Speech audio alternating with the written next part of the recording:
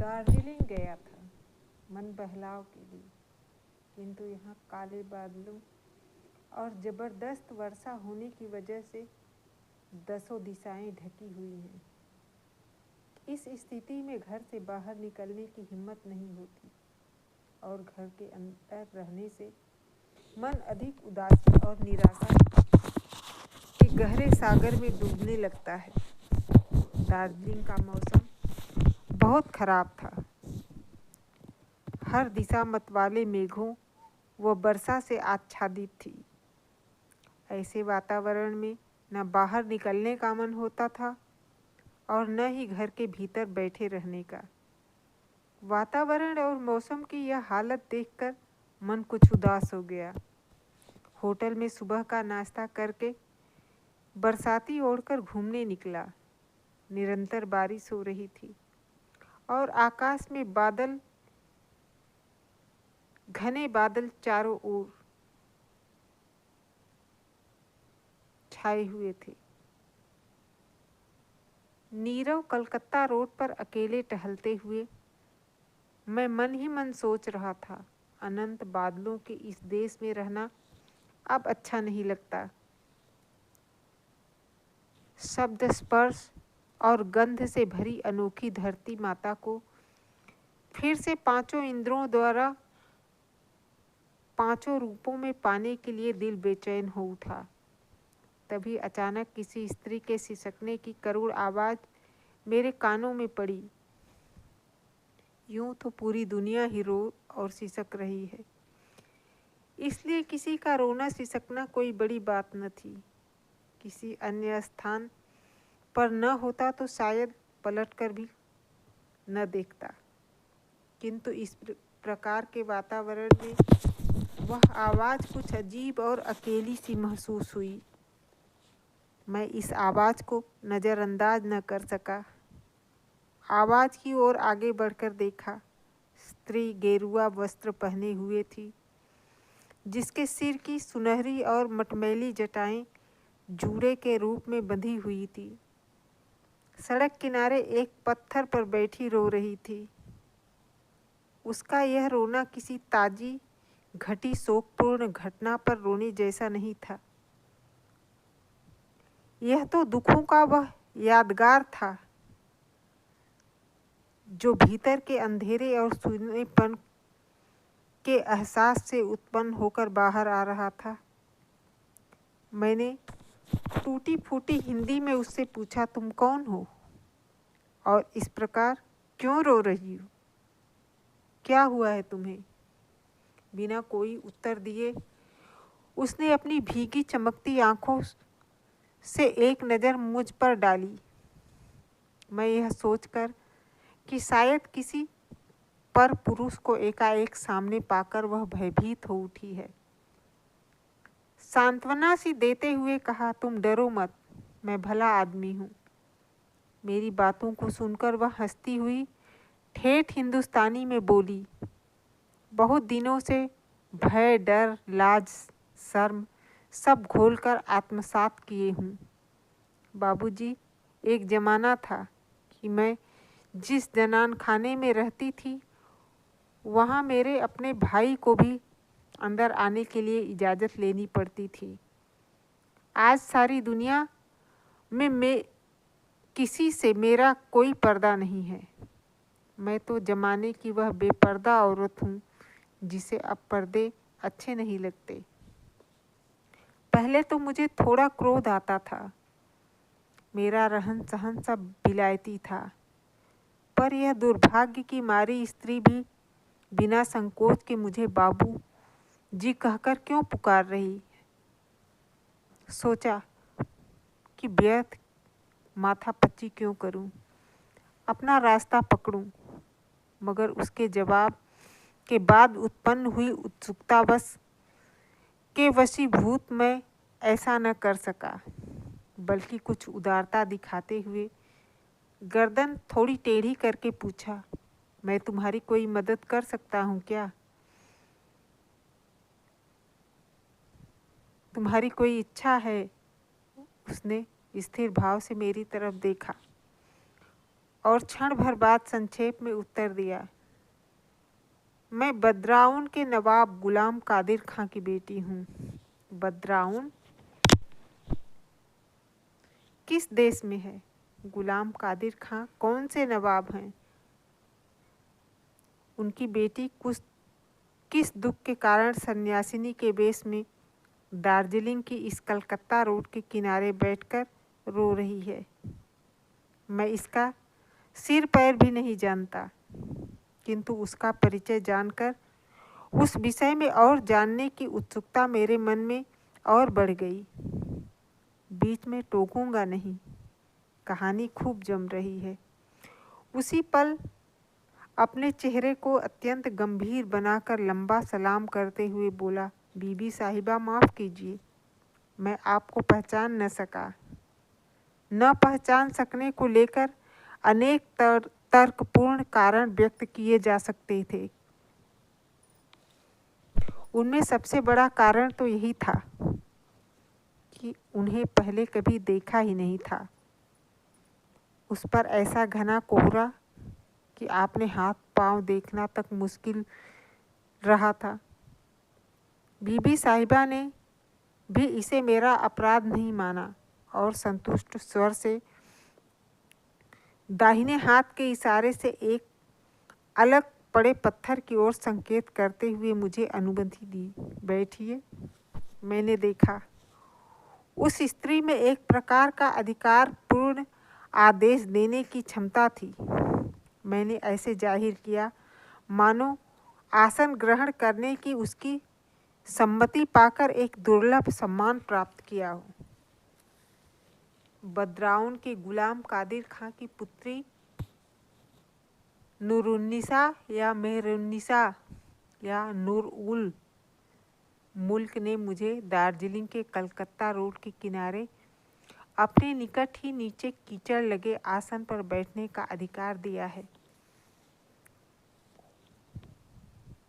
Hotel के मैनकिटोस पहनकर बाहर निकलते समय ऐसी महान संभावना की कल्पना मेरे सपने में भी नहीं थी। मैं तो मौसम के तेवर देखकर ही होटल से मैनकिटोस और लॉन्ग शूज पहनकर बाहर निकला था। मैंने कहा, बीबी साहिबा, आपका यह हाल कैसे हो गया? किसने की आपके साथ यह गुस्ताखी? बद्राउन कुमारी ने अपने माथे पर हाथ फेरा और बोली, मैं क्या जानूं वह कौन है जो यह सब कराता है। इतने विशाल पत्थरों से भरे हिमालय को किसने सामान्य जल भरे बादलों से आच्छादित कर दिया है? मैंने बिना किसी प्रकार के दार्शनिक तर्क उठाए ही सारी बातें स्वीकार कर ली और बोला, आपने ठीक कहा, भाग्य का रहस्य कौन जान सकता है। हम तो कीट मात्र हैं। मैं और भी तर्क उठाता, मगर मेरी भाषा में इतनी ताकत न थी, या यूँ समझिए इसकी मैंने ज़रूरत ही नहीं समझी। दरबान और चपरासियों से जितनी हिंदी बोलना सीख सका था, उससे कलकत्ता रोड के किनारे बैठकर किसी नवाब पुत्री के साथ बहस करना मेरे लिए असंभव नहीं था तो कठिन अवश्य था। बीबी साहिबा ने पुनः कहा, मेरे जीवन की अद्भुत कहानी आज ही समाप्त हुई। अगर इच्छा हो तो सुनाऊं? मैंने व्यग्र होकर जल्दी से कहा, जरूर जरूर, अगर ऐसी मेहरबानी करें तो सुनकर हम धन्य होंगे। कोई यह न समझे कि मैंने ठीक इसी तरह यह सारी बातें हिंदुस्तानी भाषा में कही थी। मेरी कहने की इच्छा थी, पर बोलने की सामर्थ्य मेरे पास न थी। भाषा की वैसी सहज शिष्टता मैंने कभी जानी ही नहीं थी। बीबी साहिबा के साथ बात करते समय आज पहली बार मैं अपने आप को दीन और अशिक्षित सा महसूस कर रहा था। वे बोली, मेरे पिता की नसों में दिल्ली के सम्राट वंश का खून बह रहा था। उस कुल गौरव की रक्षा करते रहने के कारण मेरे लिए उपयुक्त वर मिल पाना कठिन हो गया। लखनऊ के नवाब के साथ मेरी शादी की बात चली थी, किंतु पिता झिझक रहे थे। तभी दांत से कारतूस काटने की बात पर सिपाहियों के साथ सरकार बहादुर से विरोध हो गया। इसी कारण तोपों के धुएं से हिंदुस्तान में अंधेरा छा गया। हमारा किला यमुना के किनारे था। हमारी फौज के सेनापति एक हिंदू ब्राह्मण थे। उनका नाम था केसरलाल। केसरलाल का परिचय देते समय एक पल के लिए उसके स्वर में संगीत सा उत्पन्न हो गया। उसकी स्मृति ने जैसे उसे आनंद विभोर सा कर दिया। मैंने अपनी छड़ी जमीन पर टिका दी और सिगरेट सुलगा लिया। नवाब पुत्री बताती जा रही थी। केसरलाल एक महान पवित्र हिंदू थे। मैं प्रतिदिन सुबह उठकर अंतःपुर के झरोखे से देखा करती थी। केसरलाल यमुना के जल में प्रदक्षिणा करते करते दोनों हाथ जोड़कर नवोदित सूर्य को अर्घ्य प्रदान करते थे। फिर घाट पर बैठकर जप करते और साफ एवं मधुर कंठ से भैरव राग में भजन गाते हुए घर लौट जाते। मैं मुस्लिम बालिका थी, किंतु कभी अपने धर्म की बातें नहीं सुनी थी और अपने धर्म की निश्चित उपासना विधि भी नहीं जानती थी। उन दिनों भोग विलास मदिरा पान मतलब परस्ती से हमारे पुरुषों में दया धर्म क्षीण हो गया और अंतःपुर के प्रमोद भवन में भी धर्म सजीव नहीं था। विधाता ने मेरे मन में शायद स्वाभाविक धर्म पिपासा दी थी या कोई गूढ़ कारण था, वह यह नहीं बता सकती। किंतु प्रतिदिन शांत प्रभात वेला के नवोदित सूर्य की नई किरणों में केसरलाल की पूजा और अर्चना के दृश्य से मेरा उसी समय नींद से जागा अंतःकरण एक अभिव्यक्त भक्ति माधुर्य से परिपूर्ण हो जाता। मेरे हृदय में केसरलाल के प्रति अपार श्रद्धा उत्पन्न हो गई थी। मेरी एक हिंदू नौकरानी थी। वह प्रतिदिन झुककर केसरलाल को प्रणाम करके उनके पैरों की धूल ले आती थी। यह देखकर मुझे आनंद भी होता और तब ईर्ष्या भी जागती। क्रियाकर पर्व आदि के अवसर पर वह दासी कभी कभी ब्राह्मण भोज करवाकर दक्षिणा देती। अपनी ओर से मैं उसके इस पवित्र कार्य के लिए उसे धन की सहायता देती और पूछती, क्या केसरलाल को यहाँ नहीं बुलाओगी? वह जीभ काटकर कहती, केसरलाल किसी का अन्न या दान ग्रहण नहीं करते।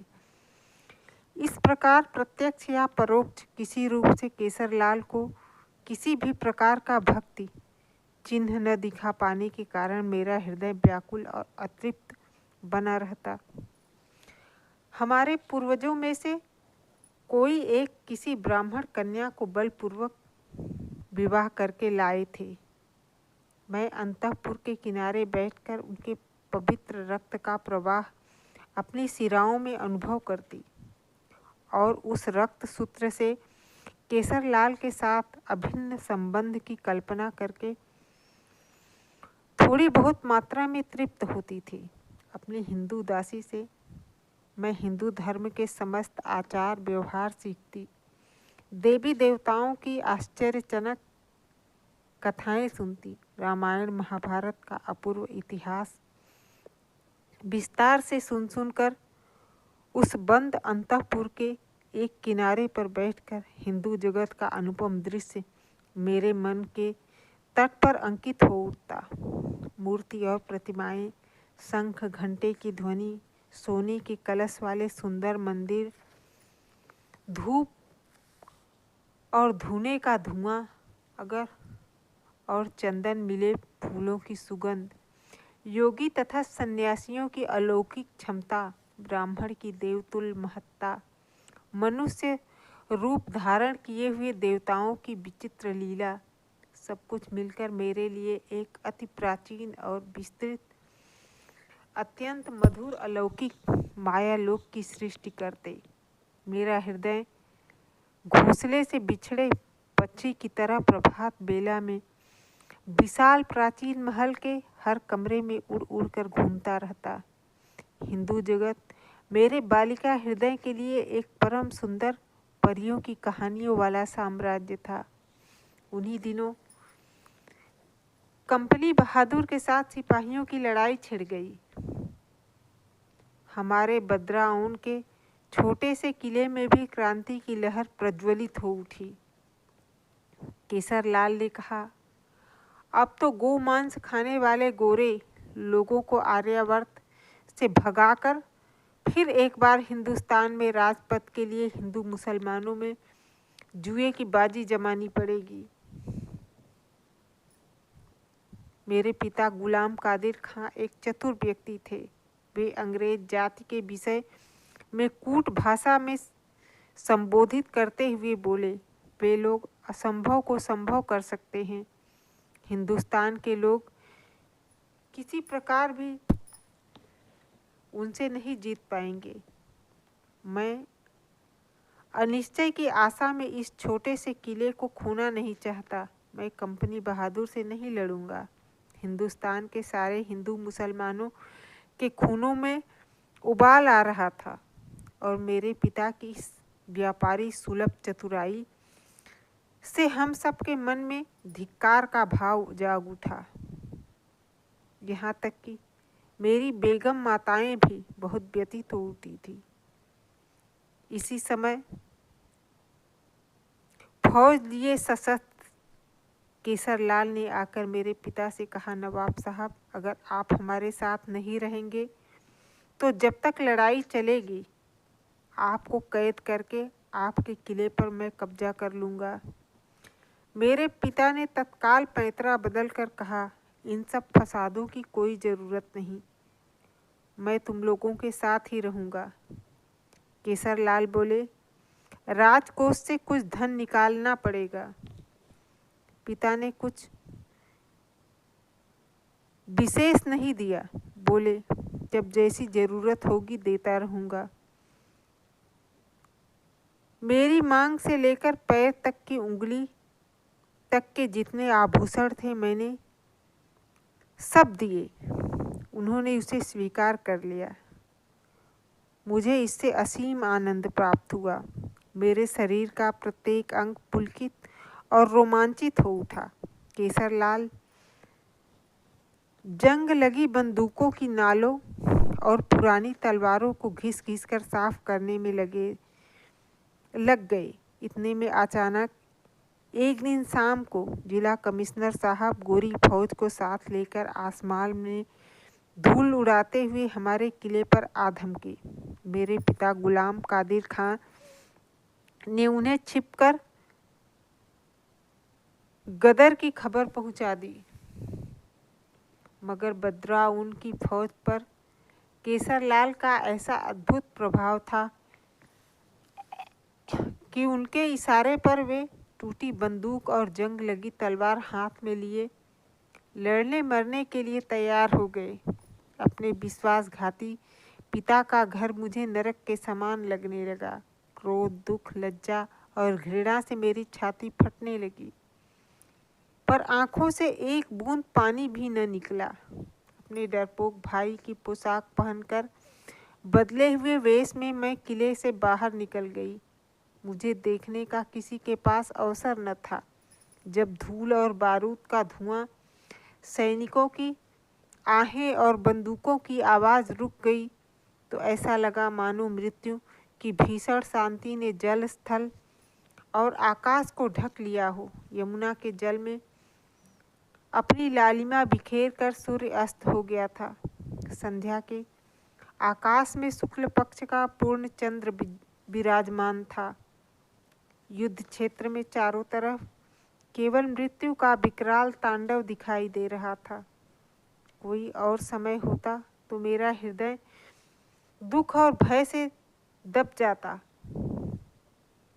पर उस दिन मैं सपने में खोई हुई सी चारों ओर घूम रही थी, ढूंढ रही थी, कहाँ है केसरलाल, खोजते खोजते रात के दूसरे पहर में चंद्रमा की उज्जवल चांदनी में मैंने देखा रणभूमि से कुछ दूर यमुना तट के आम के वृक्षों की छाया में केसर लाल और उनके स्वामी भक्त सेवक देवकी नंदन की के मृत शरीर भूमि पर पड़े हैं। मैं समझ गई कि अत्यधिक घायल अवस्था में सेवक स्वामी को या स्वामी सेवक को युद्ध भूमि से इस निरापद स्थान तक ढोकर ले आए हैं और फिर शांति से मृत्यु के समक्ष आत्मसमर्पण कर दिया। पहले तो मैंने अपनी बहुत दिनों की अतृप्त इच्छा की पूर्ति की।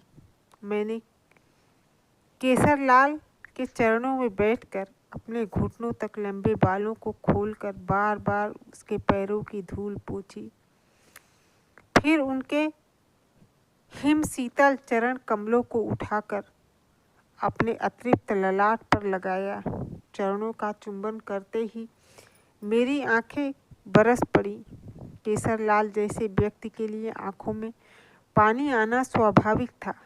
तभी केसरलाल का शरीर कांप उठा और सहसा उनके मुख से पीड़ा का अस्फुट स्वर सुनकर मैंने घबराकर उनके पांव छोड़ दिए। मैंने सुना, आंखें बंद किए शुष्क कंठ से उन्होंने एक बार कहा, पानी। मैं उसी क्षण दौड़कर अपनी ओढ़नी को यमुना के जल में भिगोकर ले आई। ओढ़नी निचोड़कर केसरलाल के खुले होठों में पानी डालने लगी और उनके माथे पर जो गहरा घाव लगा था उस पर अपने गीले कपड़े का छोर फाड़कर बांध दिया। इस तरह कई बार यमुना से पानी लाकर उनके मुख और आंखों को भिगोने के बाद धीमे धीमे उनमें चेतना का संचार हुआ। मैंने पूछा, और पानी दूं? केसरलाल ने पूछा, तुम कौन हो? मैं अब अपने आप को रोक न सकी और बोली, मैं आपकी सेविका, मैं नवाब गुलाम कादिर खां की बेटी हूँ। मैंने सोचा था केसरलाल आसन मृत्यु के समय अपने भक्त का अंतिम परिचय साथ लेते जाएंगे। मेरे इस सुख को कोई मुझसे छीन न सकेगा। परंतु मेरा परिचय पाते ही केसरलाल सिंह के समान गरज कर बोले, बेईमान की बेटी विधर्मी, मृत्यु काल में यवन के हाथ का पानी पिलाकर तूने मेरा धर्म नष्ट कर डाला। यह कहकर उन्होंने पूरी शक्ति से दाहिने हाथ से मेरे गाल पर तमाचा मारा। मैं मूर्छित सी हो गई। मेरी आंखों के आगे अंधेरा छा गया। उस समय मैं 16 वर्ष की थी। अंतःपुर से बाहर आने का वह मेरा पहला दिन था। अभी तक सूर्य की तप्त किरणों ने मेरे सुकुमार कपालों की रक्तिमा का हरण नहीं किया था, पर उस बाह्य जगत में पांव रखते ही अपने देवता से मुझे यह पहला पुरस्कार मिला। मैं बुझे हुए सिगरेट को हाथ में लेकर चित्रवत बैठा उसकी कहानी सुन रहा था, या भाषा सुन रहा था अथवा संगीत सुन रहा था, मुझे कुछ भी मालूम नहीं। मेरे मुंह से कोई बात नहीं निकल रही थी। अब मुझसे और न रहा गया। सहसा बोल उठा, जानवर। मैंने अप्रतिभ होकर कहा, ठीक बात है, वह देवता था। नवाबजादी बोली, कैसा देवता? क्या देवता भक्त की सेवा का ऐसा अपमान करता है? मैंने कहा, यह बात भी ठीक है। यह कहकर मैं चुप हो गया। नवाब पुत्री कहने लगी, शुरू में तो मेरे हृदय को गहरी चोट पहुंची। मुझे लगा कि सारा आसमान अचानक चकनाचूर होकर मेरे सिर पर आ गिरा हो। क्षण भर बाद पुनः चेतना प्राप्त कर उस कठोर किंतु पवित्र वीर ब्राह्मण के चरणों को दूर से ही प्रणाम किया और मन ही मन बोली, हे ब्राह्मण, तुम हीन की सेवा, पराया अन्न, धनी का दान, युवती का यौवन, नारी का प्रेम, कुछ भी ग्रहण नहीं करते। तुम स्वतंत्र हो, तुम एकाकी हो, तुम निर्लिप्त हो, तुम मुझसे सुदूर हो। मुझे तुम्हारे निकट आत्मसमर्पण करने का भी अधिकार नहीं है। मुझे नवाब पुत्री को भूमि पर माथा टेककर प्रणाम करते देखकर केसरलाल को कैसा लगा, यह तो मैं नहीं बता सकती, किंतु उनके मुख पर विस्मय अथवा अन्य कोई भाव प्रकट नहीं हुआ। शांत भाव से उन्होंने एक बार मेरे मुंह की ओर देखा, फिर धीरे धीरे उठे। मैंने चौंक कर सहारा देने के लिए अपना हाथ बढ़ाया। उन्होंने निर्दयतापूर्वक चुपचाप उसे ठुकरा दिया और बड़े कष्ट से उठकर यमुना के तट पर पहुँचे। वहाँ एक छोटी सी नाव बंधी थी, पार उतरने वाला कोई नहीं था। उस नाव में बैठकर केसरलाल ने रस्सी खोल दी। देखते ही देखते नाव मझधार में जाकर अदृश्य हो गई। मेरी इच्छा होने लगी कि इस व्यर्थ जीवन को यमुना के जल में विसर्जित कर दूं, किंतु ऐसा कर नहीं सकी। फिर निरुद्देश्य ही यमुना के किनारे किनारे चल दी। कहाँ जाऊंगी मुझे कुछ पता नहीं था। इतना कहकर वह चुप हो गई। मैंने भी कोई बात नहीं की। काफ़ी समय बीतने के बाद नवाबजादी बोली, इसके बाद की घटनाएं बड़ी जटिल हैं। जीवन के इन थोड़े से दिनों में इतना तो मैं समझ गई हूँ कि इस संसार में असाध्य असंभव कुछ भी नहीं।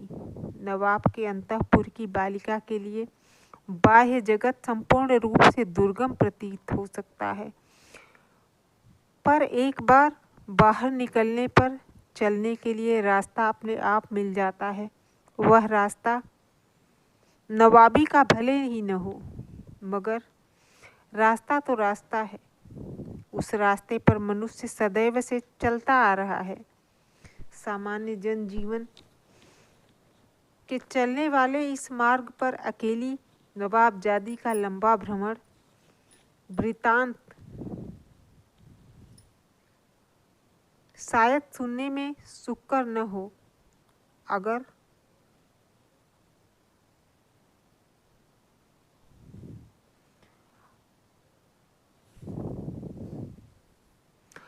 हो तो भी उन सारी बातों को कहने का उत्साह मुझ में नहीं है। संक्षेप में अनेक दुख, कष्ट, विपत्ति और अपमान सहने पड़े, फिर भी जीवन असहनीय नहीं हुआ। आतिशबाजी के समान जितना जला उतनी ही उद्दम गति प्राप्त हुई।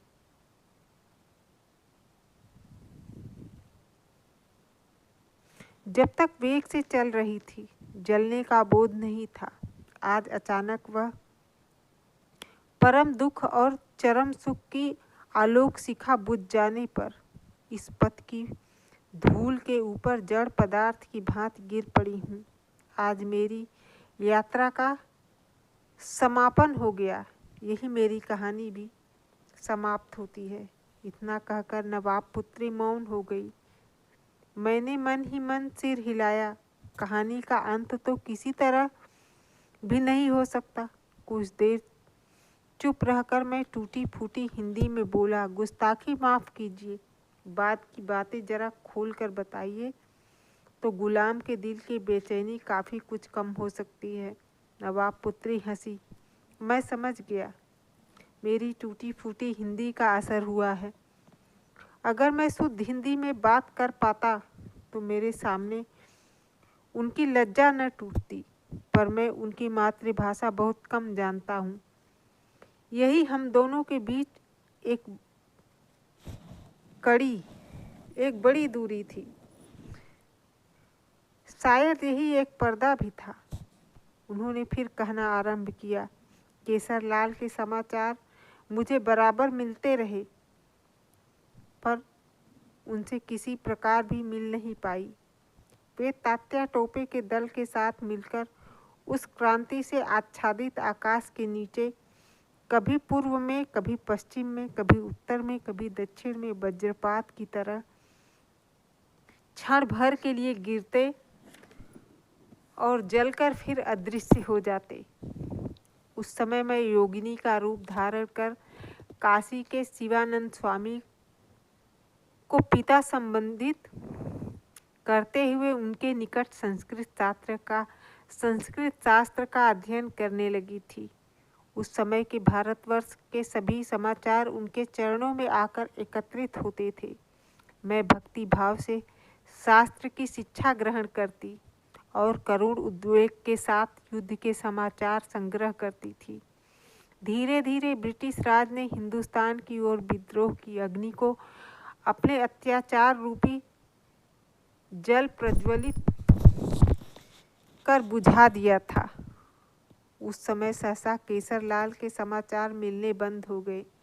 भीषण प्रलय के रक्तिम आलोक में भारतवर्ष के सुदूर प्रांतों से जो वीर मूर्तियां क्षण क्षण दिखाई दे रही थीं, अचानक वे सब अंधकार में विलीन हो गईं। तब मुझसे और न रहा गया। गुरु का आश्रय त्याग कर मैं भैरवी के वेश में उन्हें ढूंढने निकल पड़ी। एक स्थान से दूसरे स्थान मैं मंदिरों में घूमती रही, परंतु कहीं भी केसरलाल का कोई भी समाचार नहीं मिला। दो एक व्यक्ति जो उसका नाम जानते थे बोले वे या तो युद्ध में वीर गति को प्राप्त हो गए या राजाज्ञा से उन्हें मृत्यु दंड मिला होगा। मेरी अंतरात्मा ने कहा कभी नहीं, ऐसा कभी नहीं हो सकता। केसरलाल की मृत्यु नहीं हो सकती। वह ब्राह्मण रूपी दुसह ज्वलंत अग्नि कभी नहीं बुझ सकती। मेरी आत्माहुति ग्रहण करने के लिए वह अब भी किसी निर्जन यज्ञ की वेदी पर ऊर्ध्व शिखा के रूप में जल रही है। यह मेरा अटल एवं अटूट विश्वास था।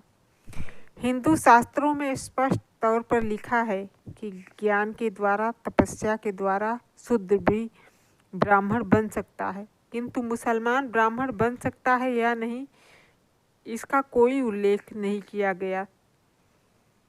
इसका एकमात्र कारण यह था कि प्राचीन काल में मुसलमान नाम की कोई जात ही नहीं थी।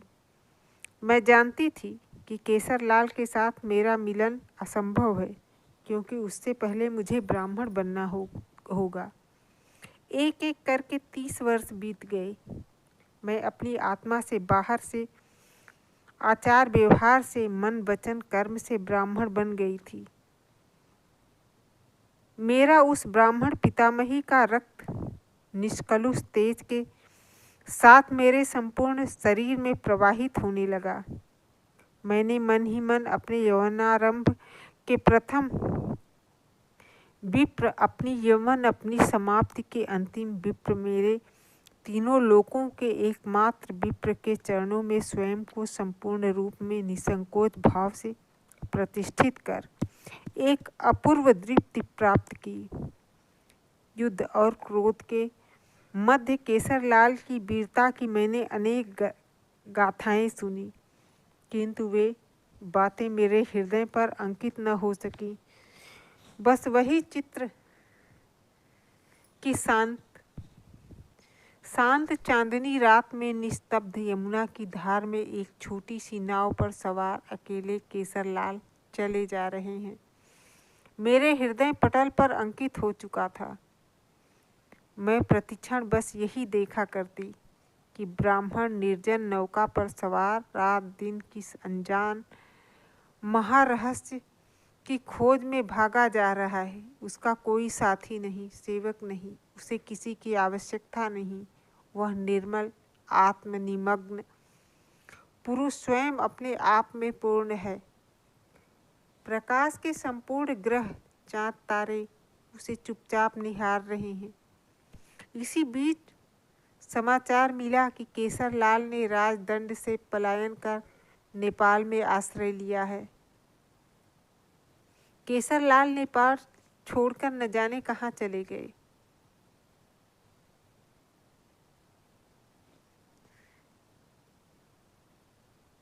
उसके बाद से मैं पहाड़ों में घूम रही हूँ। यह हिंदुओं का देश नहीं है। भूटिया और लेप्चा लोग म्लेच्छ हैं। उनके आहार व्यवहार में कोई सद्विचार सदाचार नहीं है।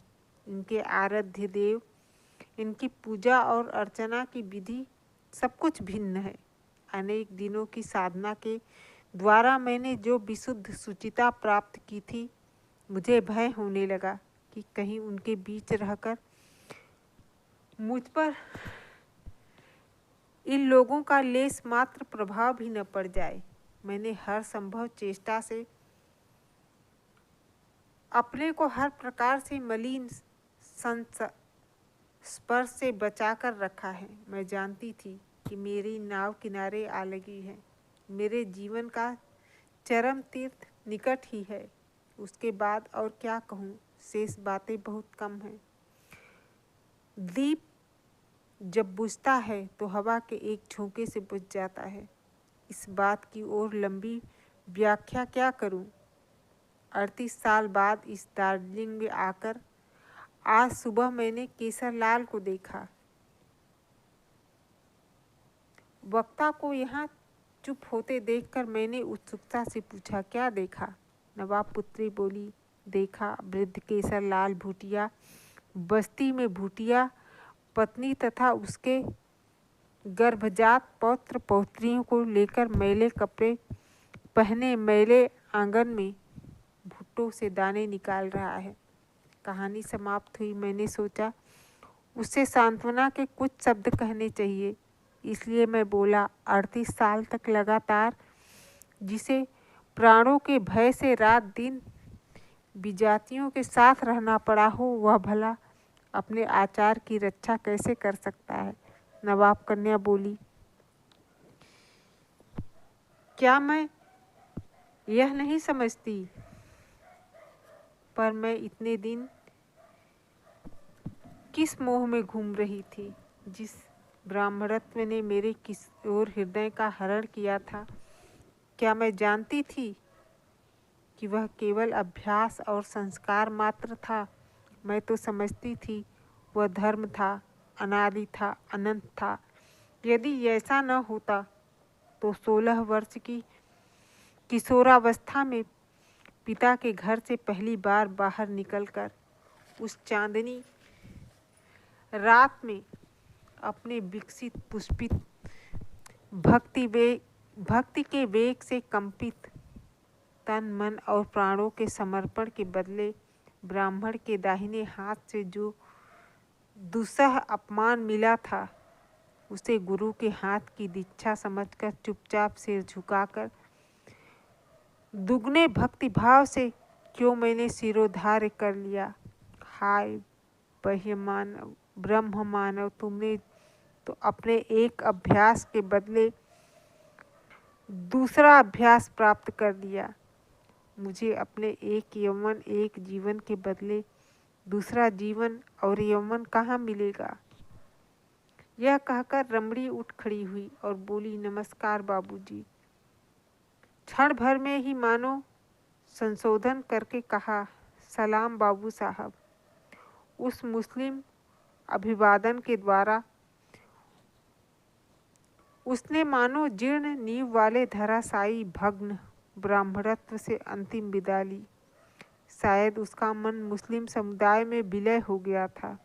मेरे कुछ कहने से पहले ही वह उस हिमाद्री शिखर के धूसर कोहरे की राशि में मेघ की भांति खो गई। मैं पल भर के लिए आंखें बंद करके पूरी घटनावली को मानस पटल पर चित्रित कर देखने लगा। आंखें खोलकर देखा तो बादल अचानक फट गए थे और स्निग्ध धूप से निर्मल आकाश चमक रहा था। हाथ रिक्शाओं पर अंग्रेज स्त्रियां और घोड़े पर सवार अंग्रेज पुरुष वायु सेवन के लिए निकल पड़े थे। बीच बीच में दो एक बंगालियों के गुलूबंद से ढके मुखमंडल से मेरे प्रति कौतुकपूर्ण कटाक्ष आ रहे थे।